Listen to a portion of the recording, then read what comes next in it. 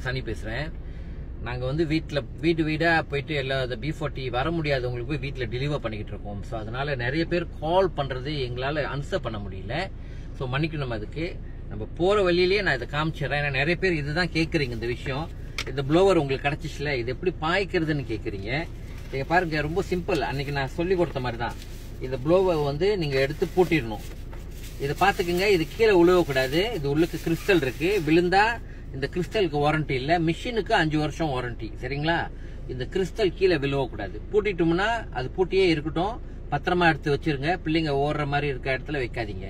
இது வச்சு நீங்க ஒரு லாக் தான் சுத்துனீங்கன்னா லாக் பண்ணிச்சுல, இப்படி லாக் பண்ணீங்கன்னா லாக் பண்ணிக்கும். சரிங்களா? எடுக்கிறதுனா இப்படி செஞ்சீங்கன்னா வழியாயிரும். இப்படி வச்சு பாருங்க, நீங்க வச்சு ஒரு சுத்தலாம். உள்ள போகும். உள்ள போச்சுல லாக். அவ்வளவுதான். லாக் பண்ணிட்டீங்களா? நீங்க பாருங்க, இங்க பாருங்க, இதை சுத்தலாம். சரிங்களா? சோ இப்போ இங்க கரண்ட் நான் போட்டல. சோ நான் வந்து இப்படியே காமிக்கிறேன். 1 2 3 ஓகே, லெவல் இருக்கு. ஓகே, 1 2 3. சோ ஆன் பண்றதுனா 1ல வச்சீங்கன்னா நீங்க வந்துட்டு பாய்க்கலாம். சூடு ரொம்ப தாங்காதவங்களா இருந்தீங்கன்னா 1ல வச்சு பாய்க்கலாம். குழந்தைங்களும் 1ல பாய்க்கலாம். சரிங்களா? சோ இதுல வச்சு நீங்க பாய்க்கலாம். சரியா?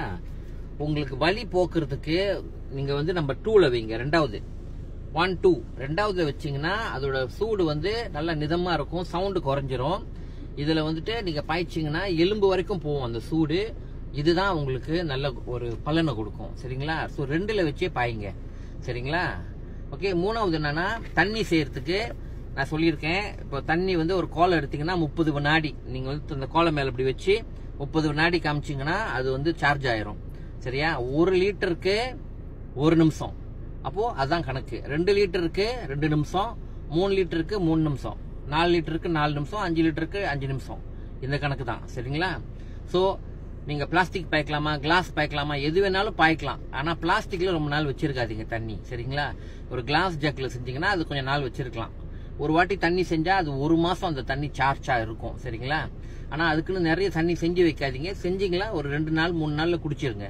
சரிங்களா? அப்பதான் அந்த சார்ஜ் நல்லா பவரா இருக்கும். சரிங்களா? எப்ப இந்த தண்ணி குடிக்கலாம்? சாப்பிட்ட பிறகு குடிங்க. சாப்பிடறதுக்கு முன்ன வெறும் வயிற்றுல குடிக்காதீங்க. ஏன்னா தண்ணி ரொம்ப பவரா இருக்கும். சாப்பிட்ட பிறகு குடிங்க. ஒரு நாளைக்கு எவ்வளவு குடிக்கலாம்? ஒரு 500 ml குடிங்க ஒரு நாளைக்கு. சரிங்களா? 500 ml குடிக்கலாம்.